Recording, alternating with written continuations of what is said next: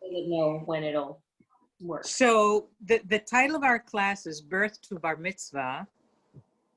And there isn't really that much happening between birth and bar mitzvah. So much of what we talk about today is going to be about birth and those first things that happen during the first month of life.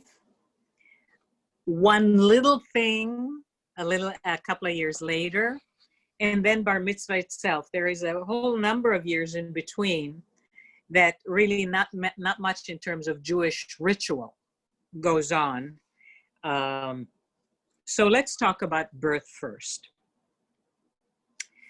In Jewish law, we begin by agreeing that the soul may exist before birth, but human life really only begins at birth. And that is by the time the child is like halfway out of mom's womb, that is when a child, according to Jewish law, is declared as existing in this life. That's kind of important to remember because, and we're not going to talk about that today, but in the abortion discussions, is a child alive and do you this, do that. The child's life in Judaism is not considered as an alive person until the birth and the actual body is at least halfway out.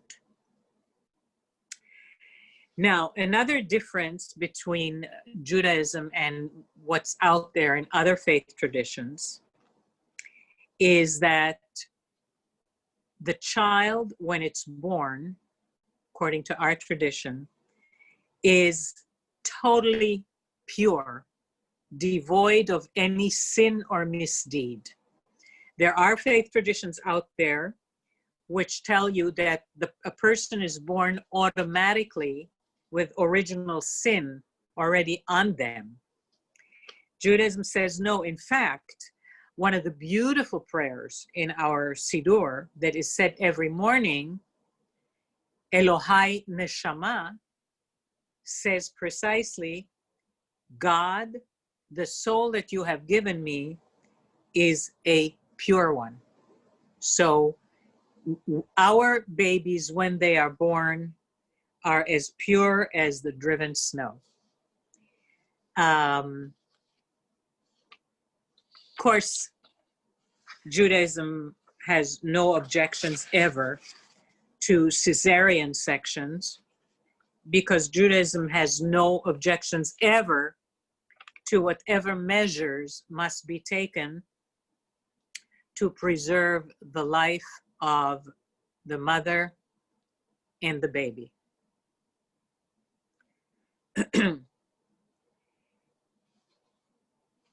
Going into another issue, which is mildly interesting. There you are, Lily.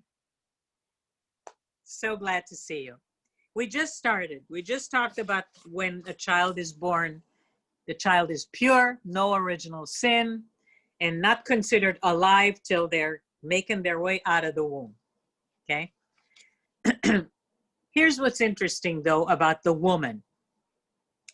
A woman is considered unclean, impure, just as is the story when she has a period.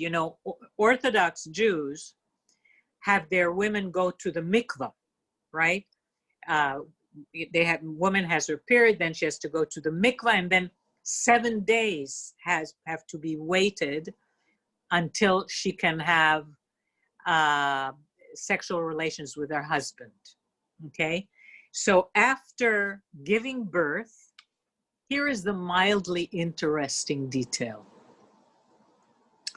After giving birth, the woman is considered impure, like with the period, for 7 days, if she gave birth to a son. she is considered impure for 14 days if she gave birth to a girl. My face was like that too when I heard it for the first time. After that, there is another 33 days after the boy that she's impure and shouldn't be indulging, and 66 days after the girl. So needless to say, and I've known all that, but I haven't given it that much thought, but when I knew I was going to talk to you, I said to myself, why is this that the woman is considered twice as impure when she gives birth to a girl? What's that all about? So I looked it up, and the short version of what I found is there is no reason. There is no good reason. None.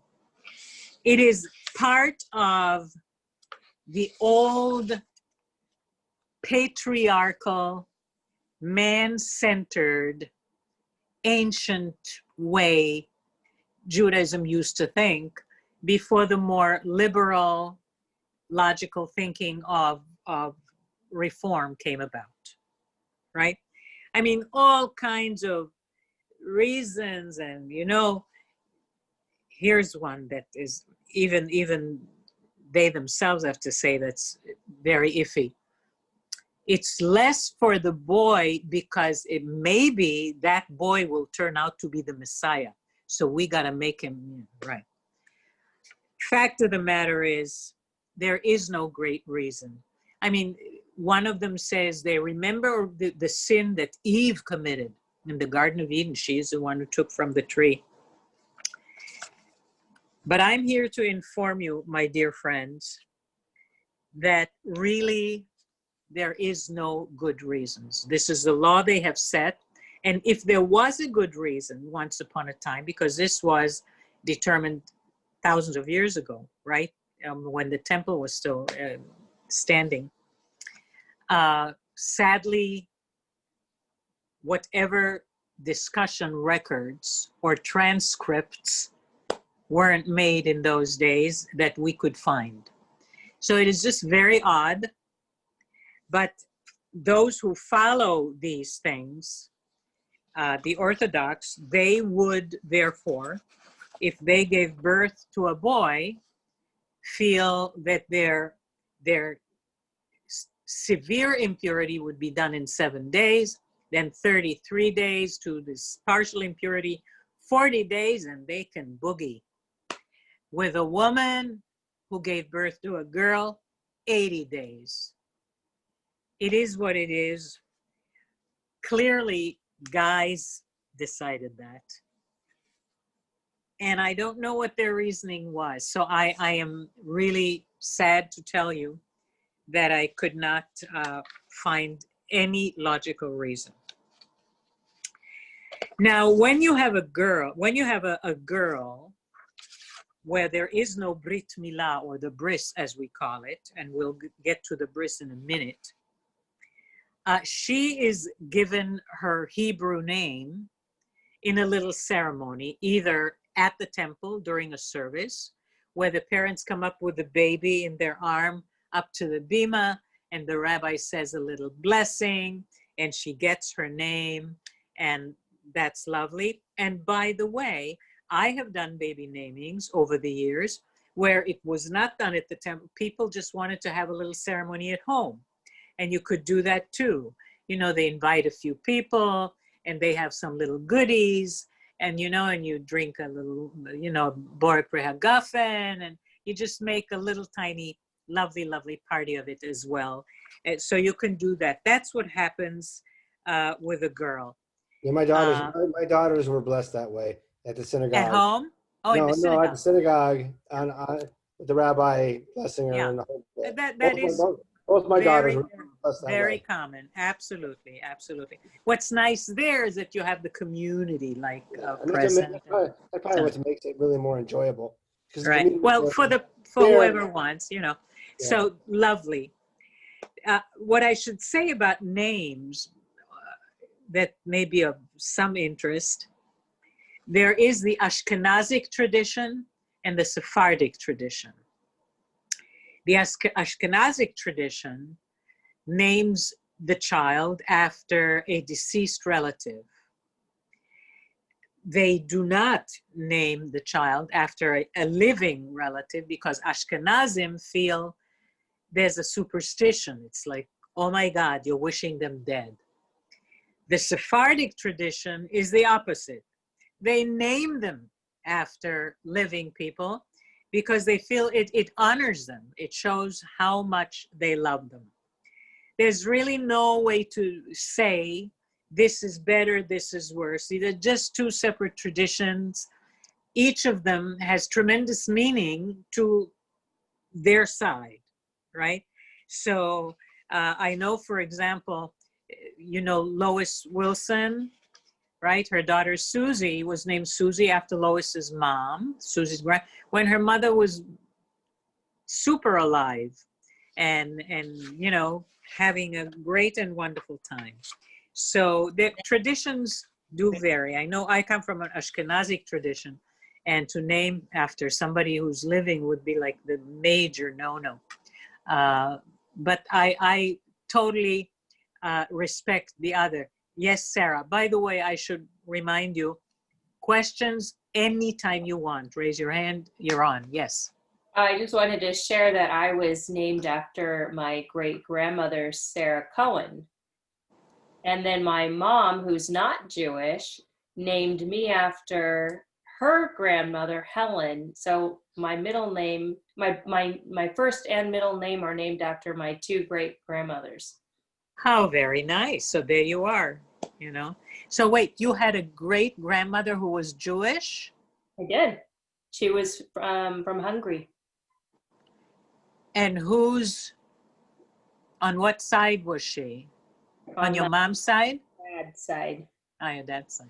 Yeah, but I was never raised Jewish. I was raised Christian, and I had experiences with my Jewish cousins on that side of the family. So I knew that's where I was supposed to be, but I converted and went through the process, which I'm glad I did, and now I'm fully Jewish. Once you're converted, you're fully Jewish. Yeah. Maybe not in Israel, but surely here for sure. You know, in Israel. When for Susie's naming, did they do the 7 candles ceremony?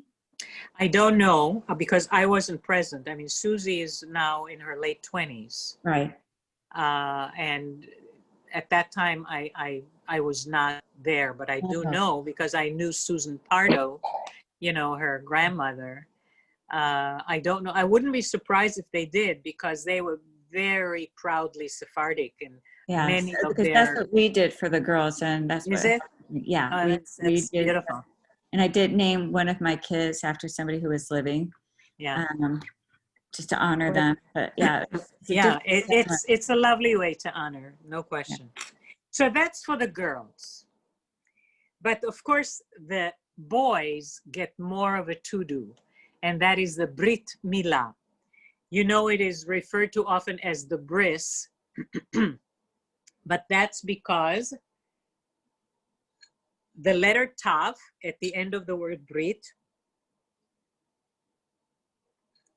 doesn't have a dot in it. And in the Ashkenazic old pronunciation that we don't do in Hebrew class, so please don't get confused, the letter Tav without a dot in it was pronounced as an S. So people who come from the Ashkenazic tradition and were taught Hebrew by somebody who came from that tradition, every time, I bet you if we talk to Jerry, our fellow student, because you can tell that he learned it in the old tradition, he still says Adonai and so on, that he learned that the Taf without a dot and it's pronounced like a S. And that's why Brit became Bris. But it's really Brit. It is Bet, Reish, Yud, Taf. And so the circumcision is really called Brit Milah, meaning the covenant of circumcision. right? The word brit means covenant. And so one of the things that we can say is that in Judaism, this particular mitzvah of circumcision is probably more universally observed than any other, because a lot of people who observe, Jewish people who observe nothing, will still see to it that their son is circumcised. You know, it is just something that they do. Even secular Jews do that. And as I understand it, I don't know if it's still the case. There was a time when most male babies in the US were circumcised. Is that true? I don't know if that's still the case. But anyhow, so Jewishly speaking, most Jews just do it. But the really important thing to remember is this. The more secular Jews, those who, let's say, don't have a great adherence to religious observance, will have a doctor in the hospital remove the foreskin and then feel like they done the deed. But I would have to say that there is one ingredient missing, and that is because the circumcision is really a repeat of the contract between Abraham, our patriarch, and God. So when God told Abraham, you are my guy whom I'm going to give, a whole people will come from you. And to sign this contract forever and ever, this is what you're going to do. And poor guy, mind you, Abraham at that time was over 80. You know, so that's painful stuff. And to do it yourself, right? So it was not fun, but Abraham did do it. And what it was the covenant, the contract signed between God and Abraham forever and ever, the contract between God and the Jewish people, transmitted to us through the males of our people.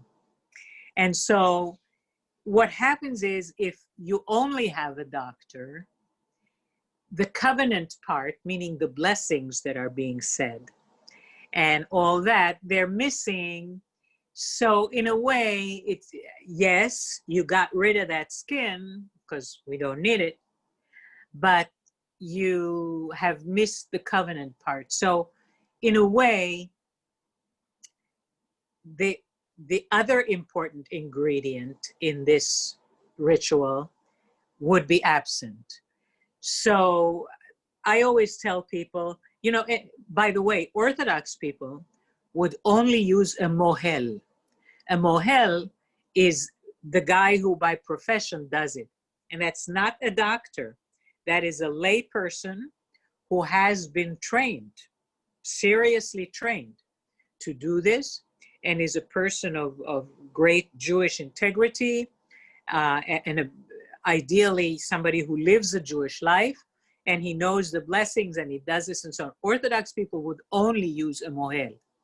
Nowadays, we do use some other, even doctors, but there are doctors who are Jewish who have learned the blessings and have kind of become a almost mohel, and that certainly in our Reformed tradition, that is plenty good enough. The doctor comes, doctor knows what to do and does it and says the blessings, and there is an entire ritual involved, and it's really a very, very nice ritual.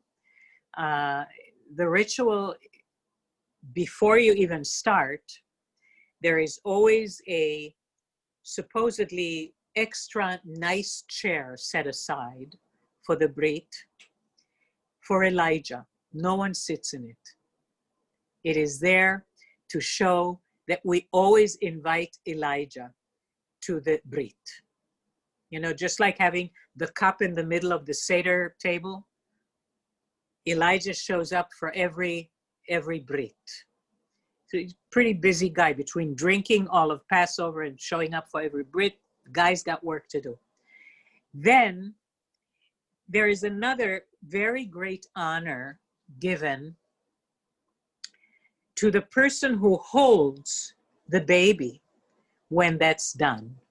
You know, in English, they seem to refer to this person like the godfather, but there really is a Yiddish term for it. It's called a sandek, S-A-N-D-E-K. And it's really a very great honor to be asked by the family to be the sandek. And, you know, first the sandek holds the baby, and then ultimately the sandek puts the baby on his lap, on the thighs, and that is how the mohel does the Brit Milah, the circumcision. I gotta tell you, so I have one son, and at that time I decided I was going to have a mohel, not a doctor. And so somebody recommended a guy from LA who was a mohel, best mohel, and everybody. So he came, he looked like he was about 120 years old. And I was scared to death that his hands would shake. I said to myself, my son will never forgive me, you know, if his knife goes. So, but as it turned out, he did a great job, but I couldn't remain in the room. You know, he started and I just couldn't bear, it just seemed like it was going to hurt. And I ran into another room weeping bitterly. But I'm here to inform you that everything went very well indeed. And by the way, one of the ways that you keep the child from weeping too much, it is a sweet, maybe a little bit humorous tradition to take one drop of the wine and put it on the baby's lips. And that alone makes the baby happy and usually stops crying, right? So that's what happens. I did look up the word sandek. I thought it was an interesting word, and I was just wondering from what its origin was. And it turns out that the origin of the term has been attributed to a derivation of a Greek word, sunteknos. Sun meaning plus, techno meaning child, plus child. So this is the guy who gets to hold the child, which means companion of child, right? So I thought that was kind of interesting. And the sandek has been a figure in the Brit Milah ceremony for the longest time, even mentioned in various ways already in the Talmud and so on. It is a very, very great honor to be the sandek. And interestingly also, we are told that a person who was a sandek for one of the boys in the family doesn't get to be the sandek for the next one. They want it spread around so that other people can receive that honor. Now, there are circumstances where also by the way, might be a convert, where somehow in childhood, in babyhood, the boy was not circumcised. Might have been a health problem, might have been that it was a family that didn't believe in it, whatever. But there came a time when this person wanted to either convert to Judaism or wanted to they would have to do it later, right? One way or another, it can and should be done later. Or a different circumstance. If a person wishes to convert and they have been circumcised as a baby, but they were born into a Christian family, there is a little ceremony called tipat dam, a drop of blood. You draw literally with a pinprick, a symbolic, it's also not fun. I can tell on Lily's face, oi, but you do that, and they survive. I assure you, they survive. Just a little symbolic pinprick where the tiniest little blood shows up, done, and that takes place of the circumcision that didn't take place at that time, right? Now, both at the time that a boy or a girl are born, the father gets a wonderful honor in the synagogue, and he gets an aliyah. You know, if he's the kind of person who goes to services, the father of a newborn gets an aliyah. By the way, I should add that the Brit Milah always takes place on the 8th day after birth. And the day of birth is counted as the first day. That's already counted as day one. So if a boy was born on Wednesday, his Brit Milah would be Wednesday, right? And so always 8 days, the day of birth counts. And remembering that our days always begin the evening before. So if the boy was born Wednesday night, when Wednesday was over, his Brit would be Thursday, right? So a Jewish 8 days is when you do a Brit Milah. Now, if, for example, somebody decided to go the shortcut route and have a Brit Milah with a doctor. So it wasn't really a Brit Milah, snipped away the skin, kid is now in physical okayness, Jewishly speaking, but they do want something Jewish. I believe I've seen it, they can have, like the girl, a little Hebrew naming thing done to make up for and that will be the covenant moment for this boy, okay? So it's not to think ever that a boy like that is lost to Judaism. He certainly is not. It's great if you do it the right way at that time, because during the Brit Milah, they get their Hebrew name as well, etc., etc. But if it was done quick by doctor, not paying attention, you can make up for it by having a naming ceremony just like the girl does, okay? Any questions until this minute about anything? Now, there was and maybe still is, a circumcision controversy. I don't know if you're aware of it. I've heard some people say, where some people say that it's barbarian and why do it, and it's, you know, ridiculous and you don't have to do it, and it could leave, they say, those who object, psychological effects on the boy forever, which I find a little hard to believe, and may lead to sexual dysfunction. But there really is no, I looked it up, and there is no medical evidence that any of those are true. There really aren't any negative issues that have come up from circumcision. And it is really not a health thing.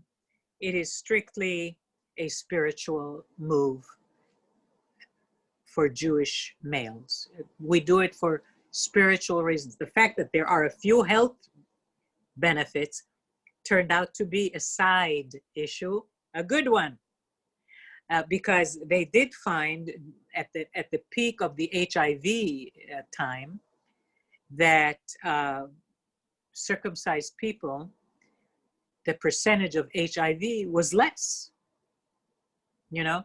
So that was a study that was made. That was the result that was found. So There were some very, very good side issues, but that was not the reason. So just for you to know, there are even yet today, I believe, people who object to it for all these reasons. Bad for you, bad for the boy, da, da, da, da. But there are no real, there is no evidence of studies that confirm any of those objections. So that's the story with the Brit Milah and the baby naming, right? There's another thing that I don't know if you're aware that was done for the firstborn son that you have, and it's called Pidyon Haben. Pidyon Haben, that's Pidyon, Pidyon Haben. And what that means is the redemption of the son. That is not as well known a ritual and a thing to do, but it's a really very nice one. And what that is, I don't know if you remember from having listened to Torah readings over the years, one of the things that our Torah says, and that we did very much so in the years when the temple was in existence, is the first crops or the firstborn of your flock are what you brought to the temple as sacrifices. Because the Torah says everything first comes to me, that God says, right? So all the firsts come to God. The thought was initially that even first sons would therefore be trained to be Cohens, you know, priests or Levites and so on. But that was set aside already. But came a time when they said, nah, you don't have to make every firstborn, you know, will be overrun by Kohanim and Leviim. So came a ritual that remains until this day that I believe Orthodox Jews still maintain. And that is that there is a symbolic redemption, a symbolic redeeming of this firstborn son, so that you don't have to feel like he has to be dedicated to God. And the way you do it is you have to find somebody who is either a Kohen or a Levi. You do have to find somebody like that, right?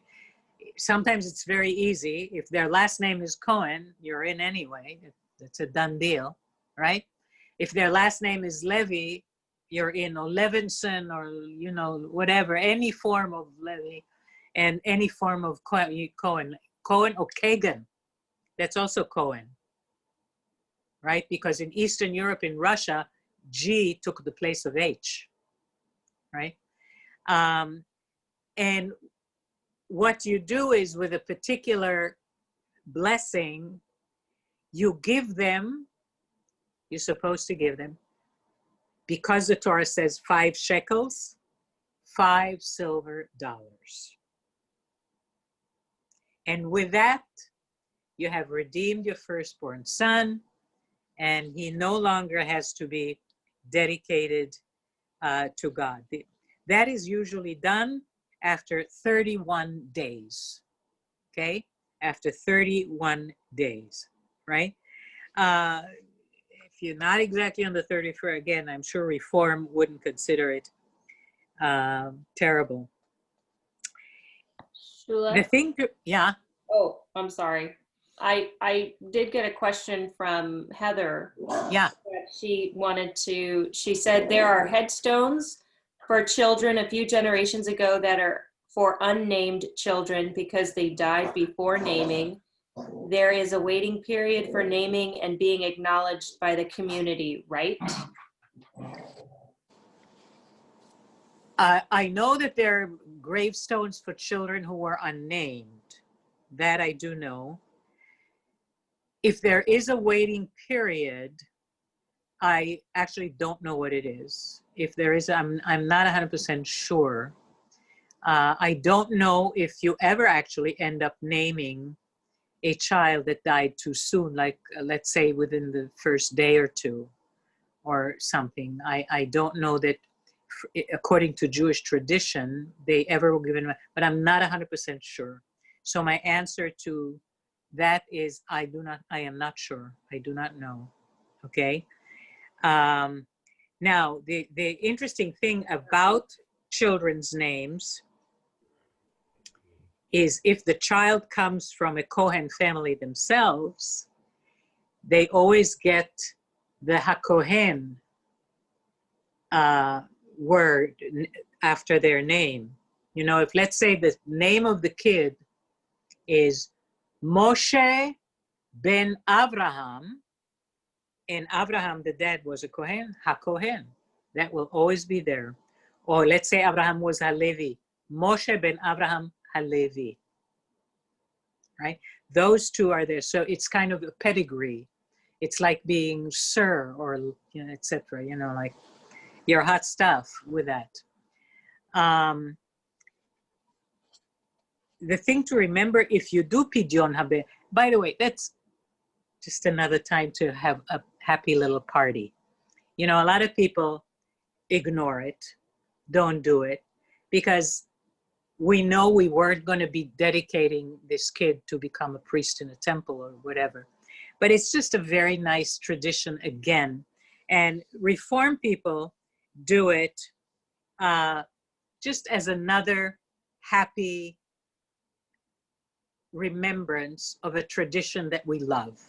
You know, this is an old, ancient thing, really doesn't have meaning in today's activities, but it had meaning, and it's just a wonderful way to once again do something for our newborn, this time after 31 days, right? And be aware that using a rabbi, if the rabbi was not a Kohen, theoretically, that would not be the right person to give the five silver dollars to, right? So rabbi does not replace, it should be a Kohen. So you really got to go find a Kohen or a Levi, right? During the days when we had a rabbi named Peter Levy, he would be automatic. Everybody could have used him, right? Now, I should tell you, the Kohen thing was only, again, something for the males, right? And that was, of course, a bit of a shame in that there are women who come from Kohen families, and they feel a great adherence and a great honor to be part of the Kohen lineage, because it is said that if your name is Kohen and your family name has been Kohen, transmitted from generation to generation, you come from Aaron, Moses' brother, who was the first Kohen. So that's as high a lineage as you can imagine. And women have felt, as usual, overlooked and diminished. And I know that in the Reform, and maybe conservative, I'm not sure, tradition, women who come from a Kohen lineage bear it very, very proudly, and they can do that which a Kohen only would do if it was male among the Orthodox, right? So women have come to, particularly in the Reform movement, I think the conservative movement is joining in pretty good. The egalitarian aspect has become very important. Women are not less than, women are same as. Are you about to say something, Neil? Yeah, I just say that in any conservative service we've gone to, there have been women could hang. Yeah, so there you are. So they're also, yeah. Now, the only other thing left to say, yes, Lily. So why was Aaron a Cohen? He was Moses' brother? Yeah, so he was the first Cohen. Why was he Moses older than Moses? appointed him. Since he was the first, Moses appointed him. He says, you will be our Kohen. But there were no Kohanim before him. was he older than Moses? He was older than Moses. Oh, I got it. Okay. He was And older who than was Moses. the first Levi? Levi was one of the sons of Jacob. It is just that when earth plots were assigned, when they finally reached the promised land, and every tribe got their earth plot, Levi didn't get one because from the wandering in the desert on, Moses had decided that the Levites are good for doing temple work. So they were going to live by the temple, and they were not going to be farmers and have land. And so that was that story. So they were one of Jacob's kids, boys, who became a Levite. So, but the Kohen was an appointed job starting with Aaron, who married, and then theoretically his offspring for 3,000-4,000 years, in theory, are the Kohens of today. Okay. Heather also mentioned, she said, yes, for conservative, Sandy Rothberg is a Bat Cohen, daughter of a Cohen. There you are. And I remember, in fact, seeing Sandy Rothberg coming up and doing the Cohen blessing when they come up to do that. As you know, they put the talit on, and then they spread their fingers like Mr. Spock. I can only do it with my right hand, and they say the blessings. And so absolutely. And, I think the ultra-Orthodox might cringe at this, but I'm very happy that happened, because I think we have been set aside long enough. In the area of birth, the only thing I would add, adoption does exist also, and Judaism is fine with adoption, and there aren't really any particular laws of adoption in our Talmud or elsewhere, but Jews do adopt, and generally speaking, if you adopted from a Jewish couple, then your child is Jewish. But if you adopted from a non-Jewish couple, your child would have to be converted, right? So you have a little conversion for the child, and it's 10 times easier than for a grown-up, because the grown-up has to study and to this and to that. With a child, it's really just a little bit of the dunking in the mikvah, and you say the blessing. And if it's a boy, you do the bris. If it's a girl, not even, just the dunking, you say the blessing, and they're in, And the blessing is said by 3 rabbis who are a Beit Din. Every conversion is done with a Beit Din, 3 clergy, either rabbis, cantors, whatever. And so that is all that is done for the baby. But, and then importantly, you just raise them Jewish. So, but there are no actual laws that particularly pertain to adoption, other than the conversion thing that I mentioned. Once the baby has been converted, they are as Jewish as the purely born Jewish person, just as a convert, by the way, right? Just as a convert is. Once you're converted, you are as Jewish as everybody else, right? I should say that, sadly, in Israel, they're not that accepting. They reject conversions that were done abroad unless they were done by Orthodox. If they are conservative or reform conversions, Israel does not accept them. And that is that's a crime. I think that's just an awful, awful thing. That's because they do not have separation of church and state. The state is totally too much dependent on the Orthodox because of the form of government they have. But that is a whole other thing. Now, I told you there is one little cute little ceremony that can happen between birth and bar mitzvah. And that is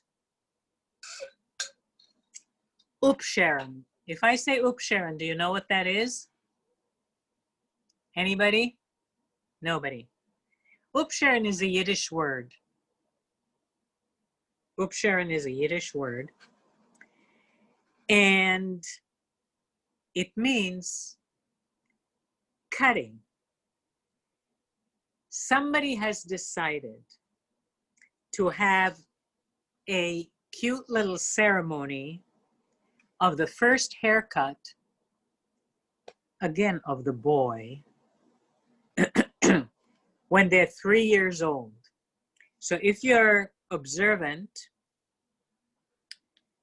your little boy will not have a haircut until they're 3, and very often until age 3, little boys will run around with long hair or with ponytails.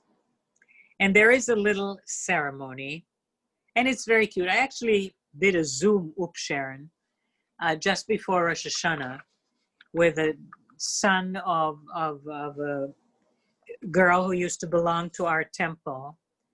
I don't know, Lily, do you remember the Russian people who used to be part of our, you remember Renee Kushner? Maybe not. The bell, but no. But Yeah. I have been to a ceremony. I wanted to ask you, Yeah. is the, because you said it's a Yiddish word. Now, the ceremony that I had gone to was at Tethrath, Israel, which is a Sephardic temple in Los Angeles. So is that a Sephardic and an Ashkenazi tradition? I would have to assume if you went to it at Tiferet Israel, that is also Sephardic, even though the word is Yiddish, you know. Upsharon, even Sharon almost sounds like shearing it off, right? So at age 3, and the reason is, by the way, again, in Torah, it talks about the fact that when you plant a new tree, you aren't supposed to touch its fruits until after the 3rd year. So you're supposed to leave it alone until after the 3rd year. And so we want to feel like our boys are just like a wonderful tree and so on and so forth, and that they do not have their haircut until then.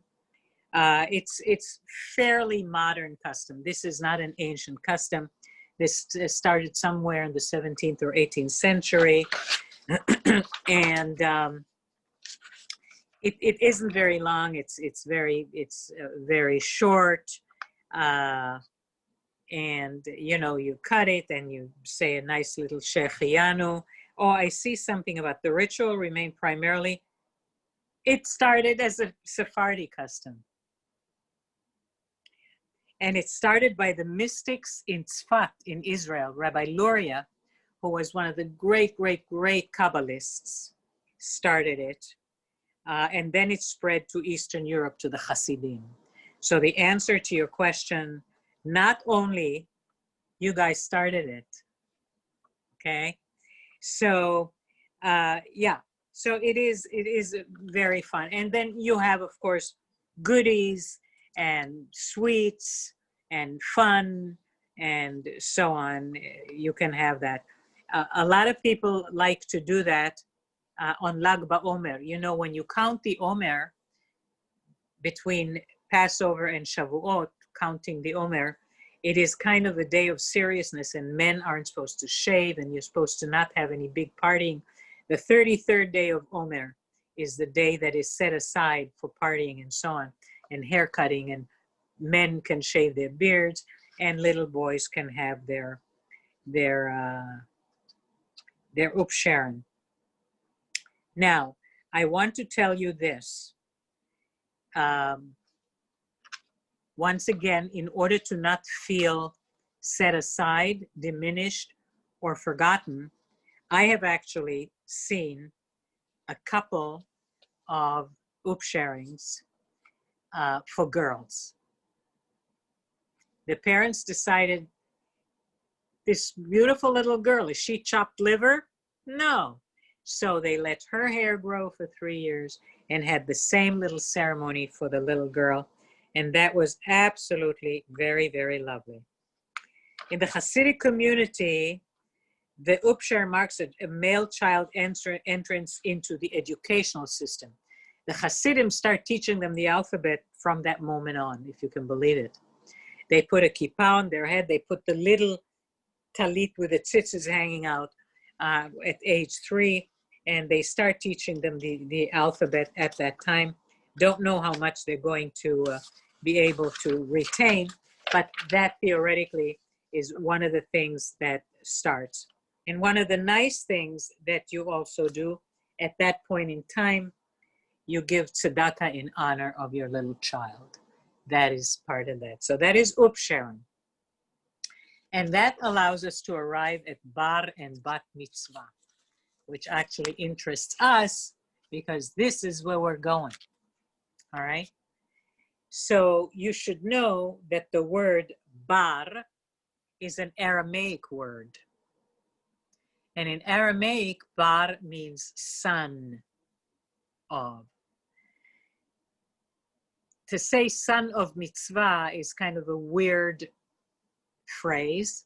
And so it really ends up coming to mean that it is really, you are, in a sense, arriving at the owning of mitzvot. That's what it is. You're not a son of mitzvot, but from that moment on, bar is like you've come to the point where you have to own them. And the really important thing for a young person who becomes 13, and by the way, according to our tradition, boys are bar mitzvah at 13 and girls at 12. That's because they knew, even though they always forgot us and set us aside, that we mature sooner, much sooner. But what happened in the reform movement is egalitarianism is a big issue. And so 13 all, girls, boys, all 13. But the tradition in Jewish law says girls can become bat mitzvah at 12. The really important thing that I always had a big conversation with the kids when I started to work with them is that what that really means, that you become the owner of mitzvot, meaning our tradition says that until that moment, all your misdeeds, whatever you did that wasn't so good, went on your parents' account. If God was doing any punishing, your boo-boos, they paid. But from the moment you become bar or bat mitzvah, you pay your own bill. So you need to start living thoughtfully. Our rabbis came to the conclusion that at age 13, a boy can be thoughtful enough and has been learning enough from parents and teachers to be able to differentiate between right and wrong. To know, no, I shouldn't do this. This is wrong. It's okay to do this because I've heard this from parents and teachers. This is right. Okay, so that is very, very important. And usually the kids used to feel just a little bit apprehensive. Oh my God, you know? Yes, that is really what it means. You have joined into those whose behavior is now consequential. The consequences are your own. Now, religion-wise, there are also a whole bunch of honors. First of all, religiously, from that moment on, you are considered just like an adult. You really aren't much of an adult in any other way, let's face it, when you're 13. We know that from raising our children, who are far from adult at 13. But religiously you are, because religiously, A, you can get counted in a minyan. You know, you need 10 people in a minyan, a 13-year-old counts. B, you can get called up to the Torah to have an aliyah anytime. You know, before you're 13, you cannot get called up to the Torah because you are not yet a religious adult. That moment on, you can get called up to the Torah forever and ever. You can, in fact, if you know how, lead the congregation in prayer as a real leader, like a rabbi does, like a cantor does. You can have that kind of status as a prayer leader when you are 13 plus. That's what my daughter did. She became that. There you are. There you are. So these are great and wonderful honors that come with it. But the great important thing to remember is that you become a member of the community, religiously speaking, as an adult with the responsibilities. Meaning your actions can no longer be thoughtless. I'm a kid.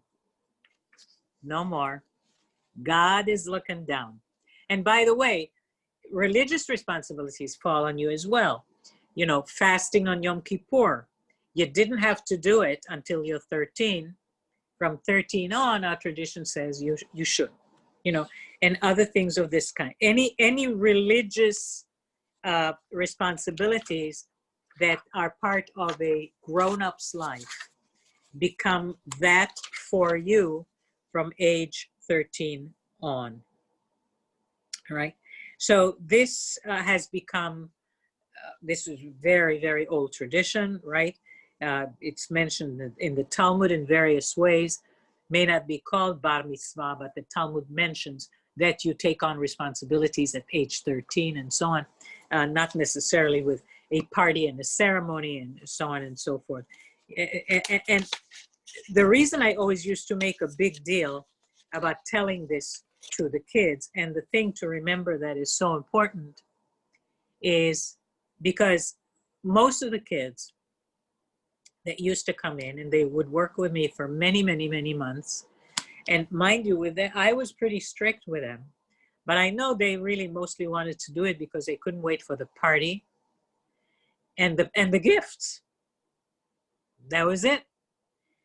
And that is why I thought it was important for them to realize that the party and the gifts should be an afterthought, where they really should have something concrete and worthwhile to celebrate in the party.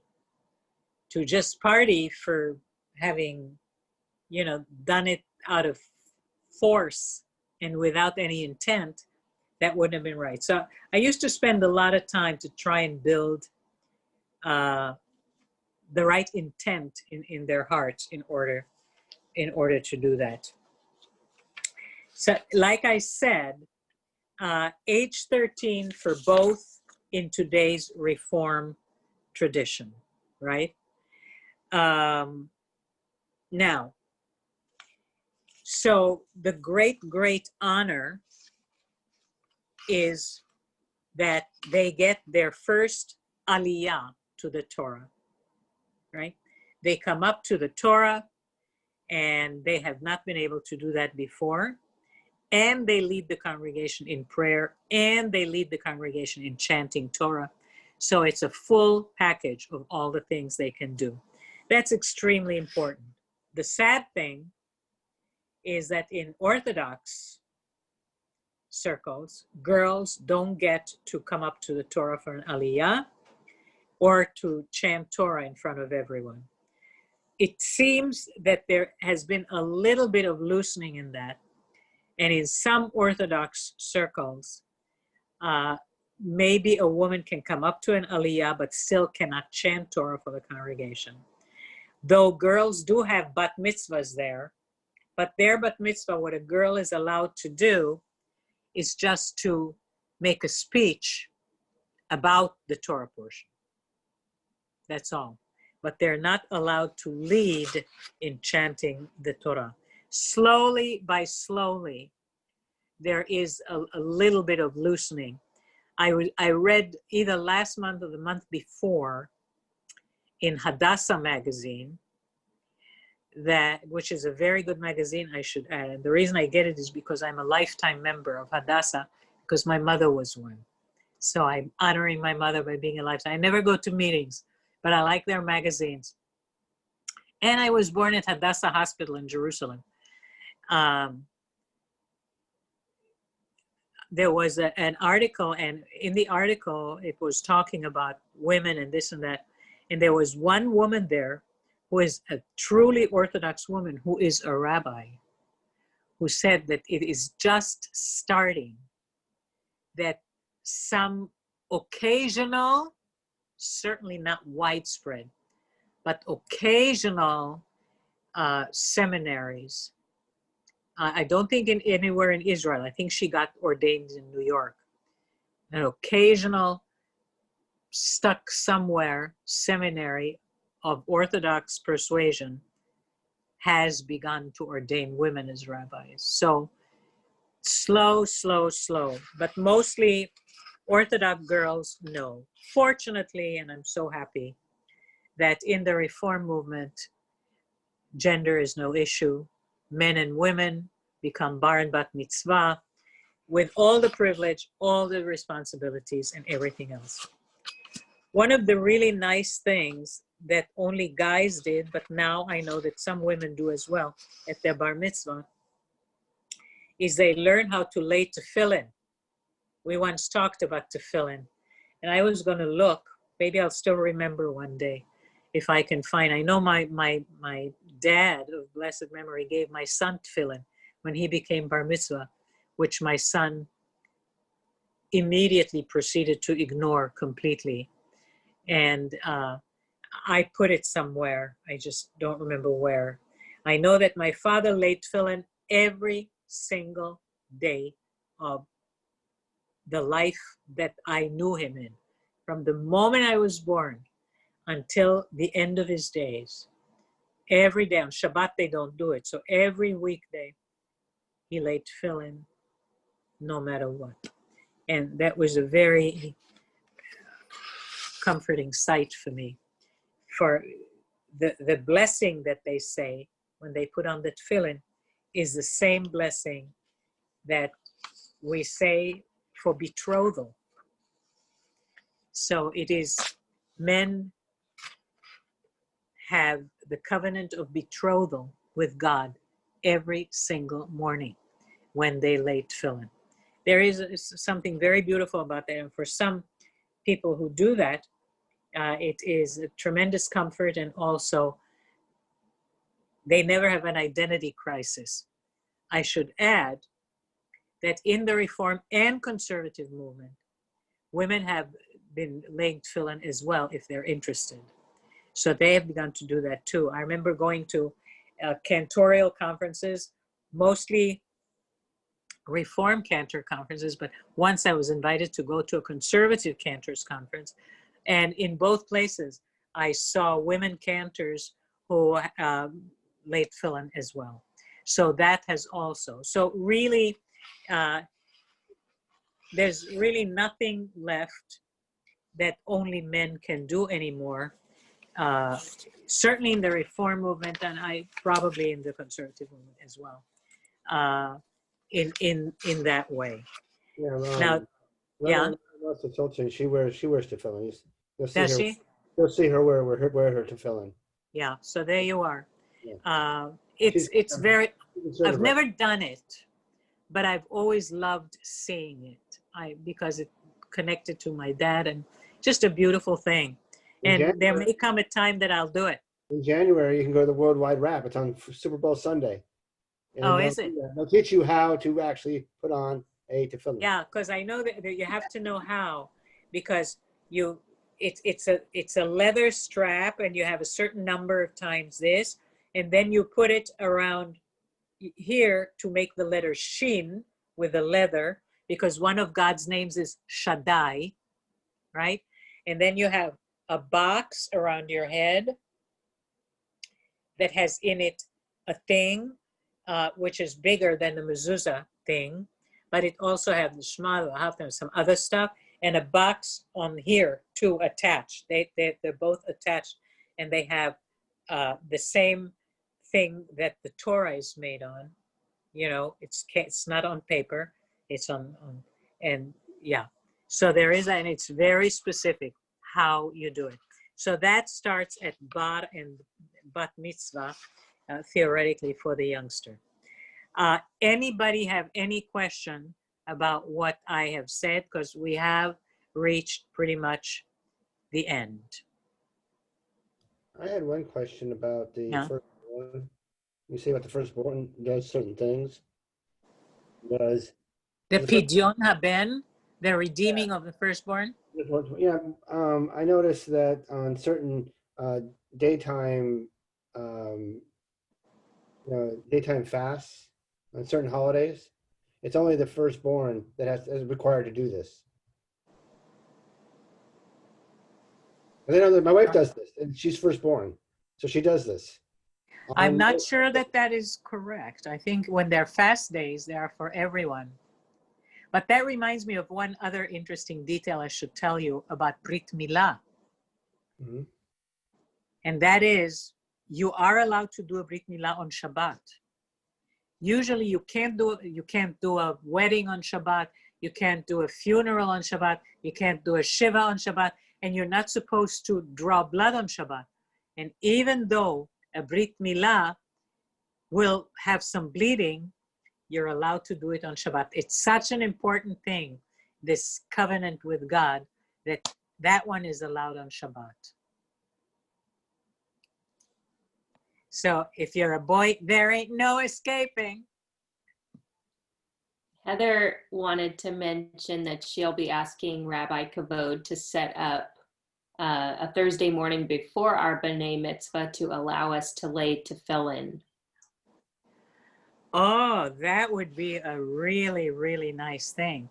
That would mean that you need to get tefillin, because he would probably put his own on, unless everybody puts on his, but I don't know if we're still COVIDing, if we're going to want to touch everybody's tefillin. But they're easily obtainable at the Golden Dreidel. And you'll also need a talit, by the way. Everybody should have their own talit. If you don't already, you should buy a talit before the B'nai Mitzvah, but there is tons of time. You don't have to think about any of those things till earliest January, February. Okay? But I'll look to see if I can find my sons. I had another question. Yeah. How long do you wear the tefillin for? The way my dad did it, and I think that's how you do it. He put it on, then did the entire morning prayer service, and he always did it alone at home, didn't go to a minyan. When it was done, off came the tefillin. So I think you keep it on for the morning service. Okay. And that's what, if you decide to lay tefillin for your B'nai Mitzvah service, that's what you would do. You end it up, we'd have the service is done, you take it off. Yeah, generally I've only seen people wear tefillin for Shakari service, and that's it. Morning Then- service, yeah, then they that's take the it only off. time. Then they take it off, and they don't Right. put it on after Right. that. Right. And I remember my father's, he did it so long, for so many years, maybe from childhood, that at the end it was already frayed and so on, but he wouldn't change it. It was old and it had all the holiness on it still. Any more questions? Anything from Heather yet more? Not anything else, but she might take a minute to write me something. Okay. So, there's a little bit of a delay. Okay. Yeah, I didn't know if we were going to go, if it was going to go the whole time till